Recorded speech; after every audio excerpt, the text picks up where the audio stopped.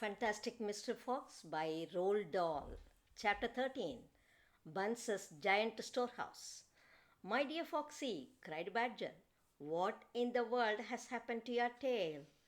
Don't talk about it, please, said Mr. Fox. It's a painful subject. They were digging the new tunnel. They dug on in silence. Badger was a great digger, and the tunnel went forward at a terrific pace now that he was lending a paw. Soon they were crouching underneath yet another wooden floor. Mr. Fox grinned slyly, showing sharp white teeth. If I am not mistaken, my dear Badger, he said, we are now underneath the farm which belongs to that nasty little pot-bellied dwarf, Buns. We are, in fact, directly underneath the most interesting part of that farm. Ducks and geese, cried the small foxes, licking their lips. Juicy, tender ducks and big fat geese. Exactly, said Mr. Fox. But now in the world, can you know where we are? Asked Badger. Mr. Fox grinned again, showing even more white teeth. Look, he said, I know my way around these farms blindfold. For me, it's just as easy below ground as it is above it. He reached high and pushed up one wooden floorboard, then another. He poked his head through the gap. Yes, he shouted, jumping up into the room above. I have done it again. I have hit it smack on the nose, right in the bullseye. Come and look. Quickly, Badger and the three small foxes scrambled up after him. They stopped and stared. They stood and gaped. They were so overwhelmed they couldn't speak. For what they now saw was a kind of fox's dream, a badger's dream, a paradise for hungry animals. This, my dear old Badger, proclaimed Mr. Fox, is Bunce's mighty storehouse. All his finest stuff is stored in here before he sends it off to the market.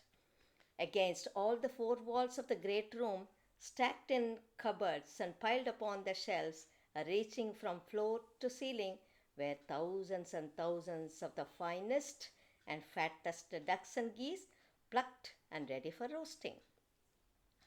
And up above, dangling from the rafters, there must have been at least 100 smoked hams and 50 sides of bacon. Just feast your eyes on that, cried Mr. Fox, dancing up and down. What do you think of it, huh? Pretty good grub.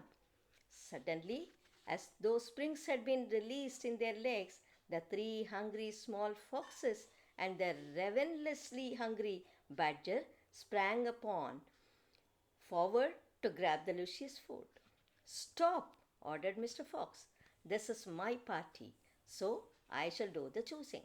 The others fell back, licking their chops. Mr. Fox began prowling around the storehouse, examining the glorious display with an expert eye. A thread of saliva slid down one side of his jaw and hung suspended in midair, then snapped. We mustn't overdo it, he said. Mustn't give the game away. Mustn't let them know what we have been up to. We must be neat and tidy and take just a few of the choicest morsels. So, to start with, we shall have 4 plump young ducks. He took them from the shelf. Oh, how lovely and fat they are. No wonder Bunce gets a special price for them in the market. All right, Badger, lend me a hand to get them down. You children can help as well. There we go. Goodness me, look how your mouths are watering. And now I think we had better have a few geese. 3 will be quite enough. We'll take the biggest. Oh my, you will never see finer geese than these in a king's kitchen. Gently does it. That's the way. And what about a couple of nice smoked hams? I adore smoked ham, don't you, Badger? Fetch me that step ladder, will you please? Mr. Fox climbed up the ladder and handed down 3 magnificent hams. And do you like bacon, Badger? I am mad about it, cried Badger, dancing with excitement. Let's have a side of bacon, that big one up there. And carrots, Dad, said the smallest of the three small foxes. We must take some of those carrots. Don't be a twerp, said Mr. Fox. You know we never eat things like that. It's not for us, Dad. It's for the rabbits. They only eat vegetables. My goodness, me, you are right, cried Mr. Fox.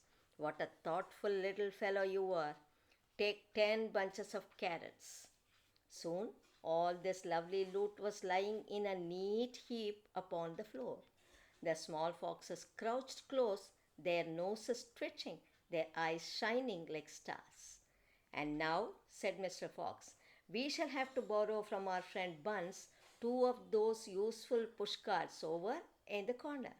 He and Badger fetched the push carts, and the ducks and geese and hams and bacon were loaded onto them. Quickly, the push carts were lowered through the hole in the floor. The animals slid down after them. Back in the tunnel, Mr. Fox again pulled the floorboards very carefully into the place so that no one could see they had been moved. My darlings, he said, pointing to two of the three small foxes, take a cart each and run back as fast as you can to your mother. Give her my love and tell her we are having guests for dinner, the badgers, the moles, the rabbits, and the weasels. Tell her it must be a truly great feast, and tell her the rest of us will be home as soon as we have done one more little job. Yes, Dad, right away, Dad, they answered, and they grabbed a trolley each and went rushing off down the tunnel.